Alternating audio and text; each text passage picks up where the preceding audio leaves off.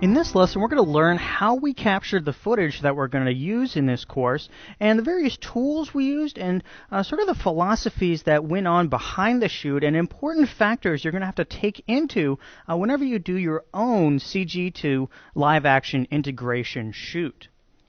Now, of course, we need to start with why are we shooting. So the story behind the shot, or the story behind the scene we're creating, is that this large hauling truck is transforming into a robot and sort of attacking or coming at our camera. Now, when creating this transforming robot, we wanted to push this as far as possible. And of course, it's very easy to composite something in a fake 3D world, but to really bring this out and show it off, we're going to be integrating it into a live action shot. So there's a lot of pre-production and a lot of thought that goes into any time you go out and shoot your own footage. Now, the first thing we notice with this project is that this is actually an incredibly large vehicle. The average human height goes up to about this point on the tire. The overall height is, I believe, around 24 feet. The human driver sits inside this little cab. So one of the interesting facts about this heavy-duty vehicle is that it is not street legal. It's actually so heavy it would destroy the pavement that it drives on. And so that was one of the many things we had to consider and we had to take into account when deciding where, when, and how to shoot our live-action plays. Now, luckily, we were able to get together with some great local cinematographers who scouted out some locations, and we eventually found a place that would fit this kind of a very heavy off-road feeling vehicle. And so the footage that we eventually ended up with is right here. Now, we're not going to be distributing this footage. We're going to be distributing the frames from this footage that have been slightly pre-processed. Now, before we talk about that, I just want to discuss briefly how we captured this footage, because it's important, and we actually captured it in sort of a non-standard method. To shoot this, we used the Canon the XF105. For this shoot, we decided on a mid-range camcorder, a digital camcorder, CMOS, 1/3 inch sensor chip, so about middle line of what you can get your hands on. And we use this because it's sort of similar to a lot of the DSLR videos that many people are shooting, and it has a lot of limitations that it's important that we talk about and see how we can get around those. Now, the first thing you'll notice is that this is a really bright shot. And you might be thinking, where's the blacks? Where's all the wonderful contrast and the dynamic range? And we actually shot it this way so that we could capture the most information to make match moving as easy as possible. Match moving a shot, in my mind, is almost half done once you get the shot you're looking for. Or in other words, if you misshoot or mishandle your footage, match moving is going to be much, much more difficult. So for this shot, we used a wide open lens. We did research on this camcorder, ran some tests, and this sensor really loves light, so we shot it as open as possible. Now, one of the enemies of match moving is blur. So one concern you can have while shooting wide open is depth of field blur. However, with this camcorder, it only has a 1/3 inch size sensor chip, which is much smaller than something like the 5D Mark II's full frame sensor. So as you can see, the depth of field blur is practically non-existent, even though this lens is completely open. We also shot it at a very fast shutter speed because we also wanted to minimize motion blur.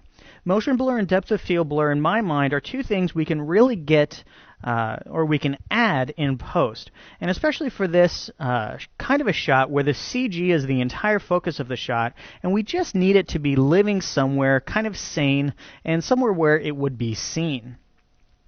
So while we were capturing this, we have to make sure that there's enough information or there's enough kind of markers inside of your scene. And with some of our other shots, we actually used markers, something like tripods or some golf balls with diamonds painted on them, or tennis balls with some sort of contrasting color on them. But in this case, we have this wonderful fence line, and the gravel road or the dirt road actually has a lot of information as well. And because we shot this so bright, so wide open, and at such a high frame rate, you can see there's practically no kind of blurs going on in this scene. Now it's a little bit brighter than I would like, but we have the full dynamic range. If you look in the sky, we have some color here. The blue channel is blown out, but we're going to do a sky replacement. And the ground has color information. It is, again, a little bit too bright, but this will solve, and we can color correct this to get it where we need it to be.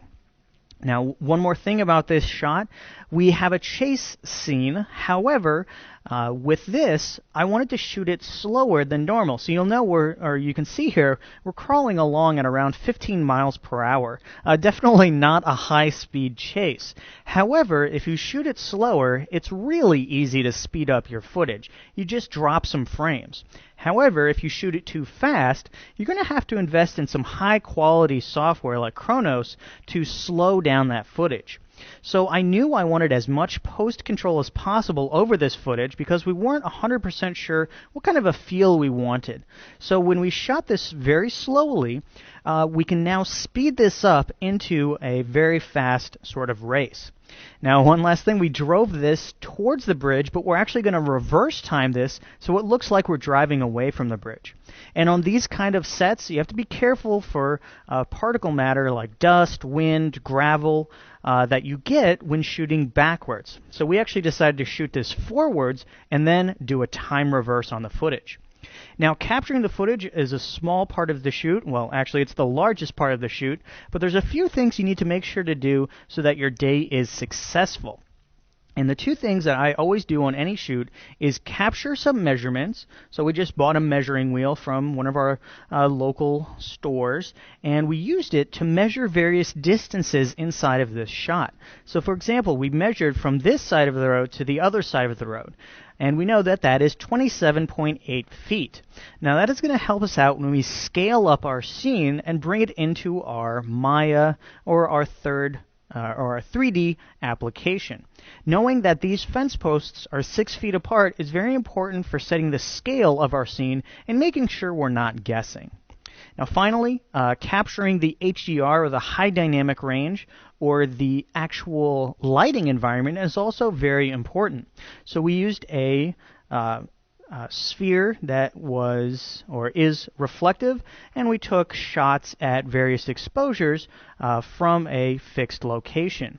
Now you notice there's a slight blue tint here, which is why I always shoot RAW and JPEGs, because with your RAW files, your white balance really is no longer a concern. You can go in and re-white balance it to a daytime or the correct whatever white balance you really want. Okay, so now that we have our footage in here, let's take a look at the frames we're going to be using, and these are inside of our project files. You'll find them in Footage and 51 Stabilized from AE.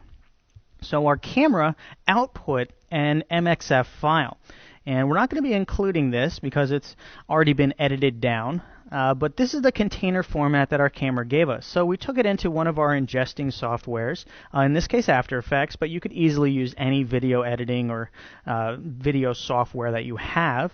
And we spit it out into frames, in this case PNGs. I like the PNG sequence. It's got compression, it's lossless.